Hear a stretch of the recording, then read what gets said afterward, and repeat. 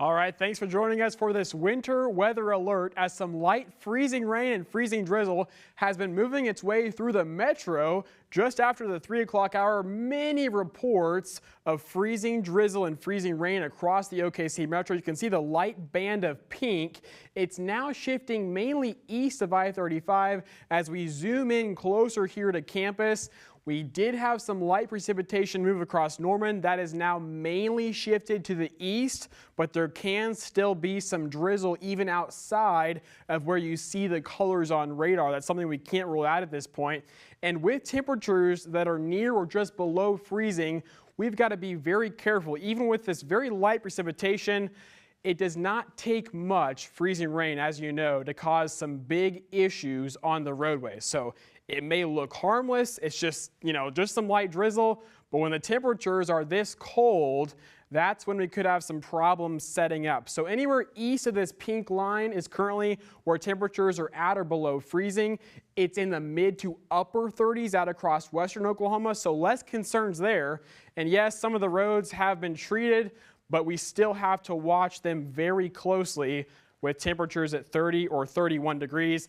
And of course, this is not going to be a major winter storm, okay? You are not going to be locked in your house for days with this thing. But still, some Oklahomans making some last-minute preparations for this winter storm. And we have our OU Nightly reporter, Bailey Coyle, who is at the Homeland off Lindsay Street with an update for us. Bailey? Yeah, so employees have told me that although they're not super busy right now, there has been that steady income of people coming in and out of this store throughout their afternoon. Now, I kind of did a walk through the store and saw that, milk, soup, bread, and eggs were in pretty good stock here. But as I've been standing here, there have been a good amount of people coming and buying milk. Just as you can see, there's already holes where people have bought out the milk here. Now, if you were planning on going grocery shopping tonight, I would recommend doing it just a little bit earlier, as Josh had mentioned that some of Norman has already seen that rain, and you want to make sure that you are home nice and warm before those roads get ice and slicky. Now, reporting in Norman, Bailey Coyle, OU Nightly. All right, thanks, Bailey. And taking a look at Futurecast now, here's how we expect this to change over the next few hours. There will be periods of dry time and periods of precipitation. So the pink that you see on radar will be ice, which means it'll be rain falling, but then it will freeze on contact.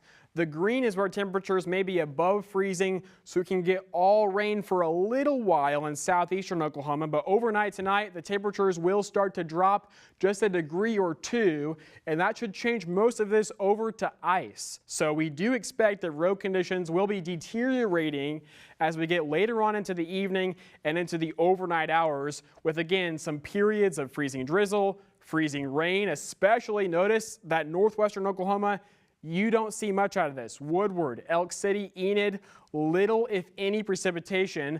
The heaviest will be for areas near and southeast of I-44.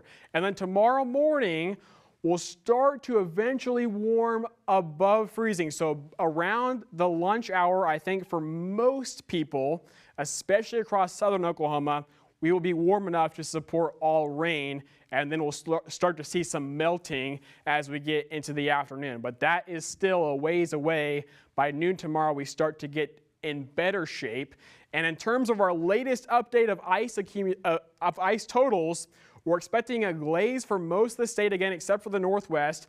Higher amounts near and southeast of I-44. So Norman, the southeast OKC metro, probably at least 1/10 of an inch of ice.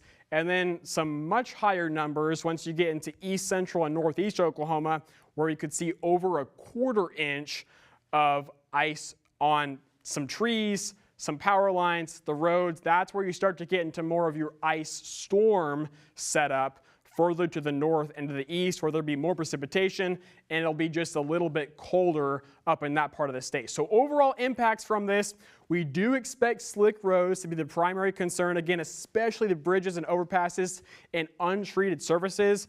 When you've got roads that are being traveled on, the friction from the tires can help keep them warmer, but overnight, not allowed travel on the roads, so they will start to get colder and we'll start to run into more problems. There will probably be some school closings tomorrow, or at least some late starts. and there is a low risk of power outages in central Oklahoma. Should be very isolated, but they could be a little bit more widespread to the east. So again, here's a look at the power outage map.